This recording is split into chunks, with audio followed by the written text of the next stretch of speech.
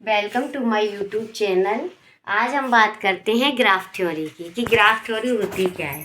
कि graph theory जब भी डिस्क्रीट मैथमेटिक्स के अंदर आती है ग्राफ थ्योरी में जब भी हम स्टार्ट करते हैं तो सबसे पहले हमें जानना होता है कि ग्राफ क्या होता है।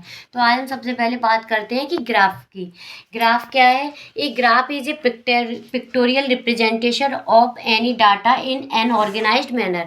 अगर हमें कोई डेटा दिया गया है किसी ऑर्गेनाइज्ड मैनर में, ऑर्गेनाइज तरीके से, तो हम उसे पिक्चर के द्वारा रिप्रेजेंट कर रहे हैं तो उसे हम बोलते हैं पिक्टोरियल रिप्रेजेंटेशन। और उस रिप्रेजेंटेशन से हम कोई फिगर ड्रॉ करते हैं तो वो हो जाता है हमारा ग्राफ।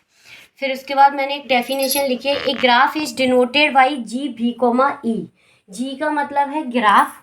एक ग्राफ है जिसमें भी है वर्टेक्स और ई है एजेस।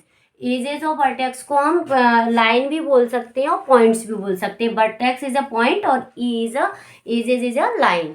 कि लाइन और पॉइंट्स के बीच में जो रिलेशन को दर्शाता है उसे हम बोलते हैं ग्राफ को।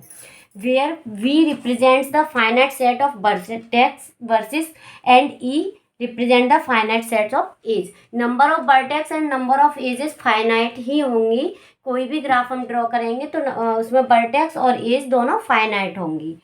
ठीक है। For example G equal to V comma E. G का मतलब है कि एक कोई ग्राफ लिया जिसमें भी वर्टेक्स है, ई एजेस है। वर्टेक्स में कौन कौन से वर्टेक्स है? उसमें ए बी सी और डी। एज कौन कौन सी है? A B, A C, B C and C D. हम चाहें तो इन एजेस को कोई पर्टिकुलर नाम भी दे सकते हैं, जैसे P Q R S D. इस टाइप से भी लिख सकते हैं या हम ऐसे भी दिखा सकते हैं। इसका मतलब ये है कि वर्टेक्स ए बी से जुड़ा है, इससे जो एज बनी वो हुई ए बी। बी सी से जुड़ा है, इससे जो एज बनी वो हुई बी सी। और सी डी से जुड़ा है, इससे जो एज बनी वो हुई सी डी।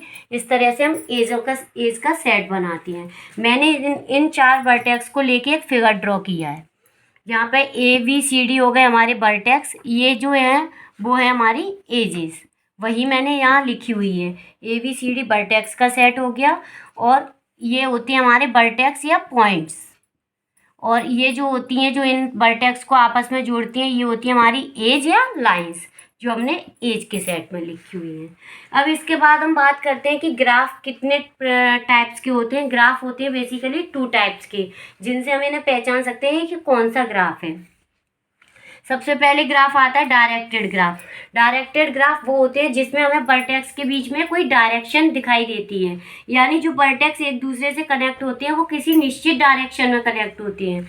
जैसे ए सी, तो हमें ए को सी से ही जोड़ सकते हैं। हम पहले ये नहीं करें कि ए को रैंडमली बी लिख दिया यहाँ या सी लिख दिया आपस में।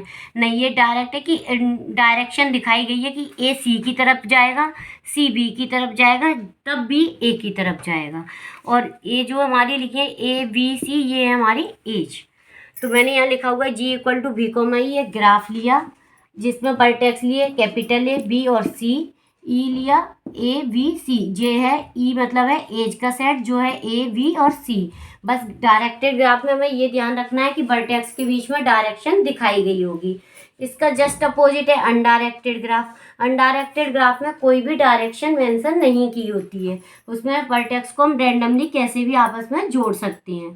तो ए बी सी डी हमारे ये पॉइंट्स हैं, वो है हमारे वर्टेक्स। और इनकी एज को मैंने मान लिया है पी क्यू आर एस। तो जो एज का सेट बना वो हमारा हुआ P Q R S. Vertex का सेट हुआ ए बी सी डी और जी हुआ हमारा ग्राफ। Thank you. मेरी वीडियो अच्छी लगी है तो प्लीज़ लाइक कीजिए, मेरे चैनल को सब्सक्राइब कीजिए और आप अपनी प्रॉब्लम कमेंट सेक्शन में बता सकते हैं।